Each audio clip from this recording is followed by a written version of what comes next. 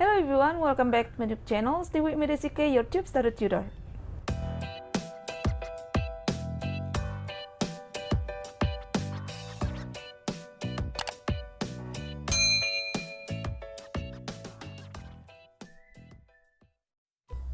Di video kali ini aku akan mengajak kalian untuk belajar kembali mengenai YouTube, yaitu apa aja jenis-jenis teguran pelanggaran di YouTube dan resikonya bagi para kreator. Bagi orang awam, menjadi seorang kreator YouTube atau yang lebih familiar kita dengar sebagai YouTuber, itu adalah pekerjaan yang menyenangkan. Kerjanya hanya mengupload video, membuat video menarik agar memenuhi kanal YouTube, dan setiap tanggal sekian sudah gajian. Sebenarnya menjadi kreator YouTube itu nggak segampang yang diasumsikan oleh orang awam tadi, karena kreator YouTube itu harus membuat video yang menarik dengan trik-trik yang jitu, mulai dari mempertimbangkan thumbnail, judul, deskripsi, tag, agar bisa mudah dicari oleh orang lain dan direkomendasikan oleh YouTube itu sendiri. Belum lagi kalau misalkan si YouTuber tadi melakukan pelanggaran. Nah, ketika melakukan pelanggaran akan ada sanksi yang telah ditetapkan oleh pihak YouTube. Nah, bagi kalian yang ingin menjadi YouTuber atau baru aja memulai jadi YouTuber, nah ini menjadi hal yang sangat penting untuk kalian pahami. Ada dua jenis teguran pedoman di YouTube. Yang pertama, teguran pedoman hak cipta. Yang kedua, itu teguran pedoman komunitas. Nah, kita bahas satu persatu. Oke, kita mulai bahas dari yang pertama, mulai dari teguran pedoman hak cipta. Teguran pedoman hak cipta ini biasanya dikarenakan YouTuber membuat video yang mengandung media, baik itu berupa video ataupun audio yang mengandung hak cipta. Misalnya nih, kalian membuat tutorial memasak. Nah, karena kalian ingin menambahkan suasana ceria di video tersebut, maka kalian menambahkan lagu atau musik terkenal dari Indonesia ataupun dari luar negeri. Kasus lainnya adalah misalnya kalian mengambil potongan video orang lain dengan durasi yang cukup lama. Nah, jika kalian mendapatkan teguran yang pertama, maka kalian akan dipandu untuk ikut kursus hak cipta oleh pihak YouTube agar kalian memahami gimana penegakan. Tapi kalau kalian mendapatkan teguran sebanyak 3 kali dalam kurun waktu tertentu, maka kalian harus hati-hati. Jadi teguran itu berlaku biasanya selama 90 hari. Kalau kalian misal melakukan kesalahan berturut-turut 3 kali, masih dalam kurun waktu yang sama 90 hari, maka akan ada dampak yang terjadi ke channel kalian. Dampak yang pertama itu adalah akun dan channel kalian itu akan diberhentikan. Yang kedua, video-video yang kalian upload ke YouTube semua akan dihapus secara permanen. Yang ketiga, kalian tidak bisa lagi membuat channel baru. Memang yang namanya manusia nggak akan luput dari kehilafan dan kesalahannya.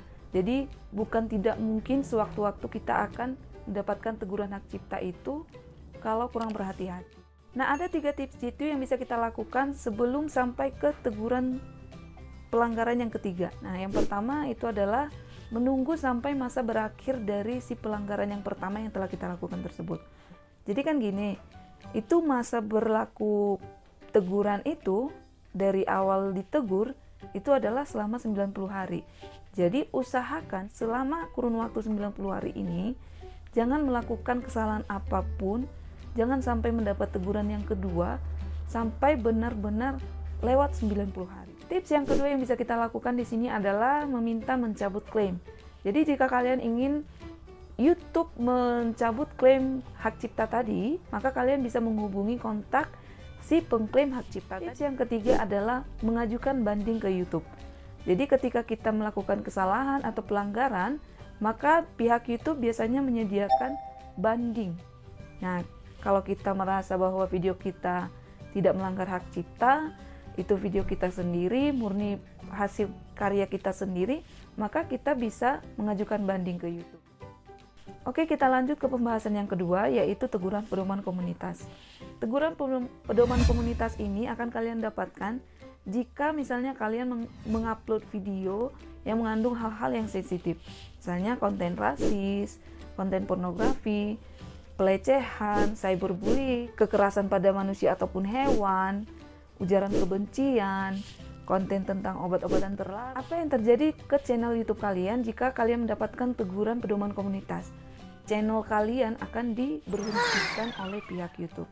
Tapi kalian bisa juga mengajukan banding jika kalian merasa bahwa video yang kalian upload itu tidak mengandung hal sensitif yang aku sebutkan di awal tadi. Dalam teguran pedoman komunitas ini, kalian juga akan mendapatkan kesempatan sebanyak 3 kali Nah, di teguran yang pertama, kalian tidak akan diberikan sanksi apapun selama 90 hari. Namun kalian akan mendapatkan notifikasi seperti berikut.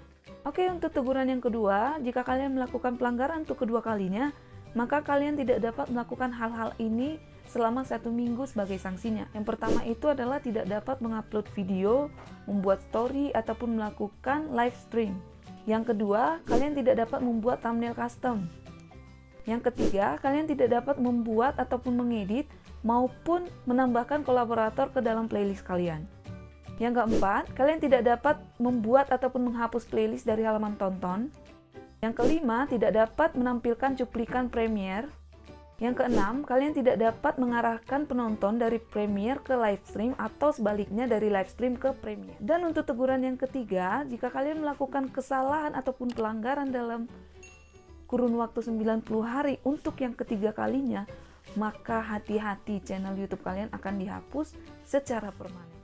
Nah, di sini ada 2 cara yang harus kalian lakukan apabila kalian mendapatkan teguran pedoman komunitas.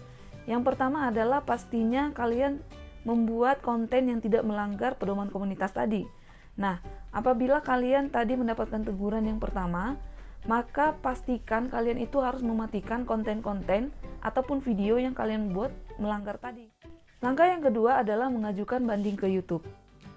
Jika kalian yakin bahwa konten yang kalian buat itu tidak mengandung hal-hal yang sensitif yang aku sebutin tadi, maka kalian bisa melakukan atau mengajukan banding ke pihak YouTube. Kalian bisa menghubungi tim kreator YouTube, maka nanti mereka akan mengevaluasi, meninjau kembali video kalian. Tapi, kalau sampai video kalian tadi memang betul mengandung unsur yang melanggar, kalian nanti akan mendapatkan jawaban yang tidak menyenangkan. Perlu kalian ketahui bahwa walaupun kalian menghapus video ataupun konten yang melanggar pedoman tadi, tetap aja teguran yang selama 90 hari itu tidak akan dicabut sampai benar-benar lewat 90 hari. Akhir kata, sekian dulu kita membahas mengenai jenis-jenis teguran pelanggaran di YouTube beserta risikonya bagi para kreator. Semoga dengan kalian menonton video ini sampai selesai, kalian bisa memahami kebijakan dan aturan mainnya di YouTube ini agar channel YouTube kalian itu bertahan lama. Jika kalian merasa video ini bermanfaat, silakan like, komen, ataupun share biar yang lain juga tahu. Dan jika kalian suka dengan konten seperti ini, pastikan kalian subscribe channel ini agar kalian mendapatkan update-update terbaru seputar YouTuber pemula, tips and trick, video editing. Akhir kata, thank you so much for watching. I'll see you guys in my next video. Bye! Wasting my time, trying to get mine, get out the way, move, trying to get paid.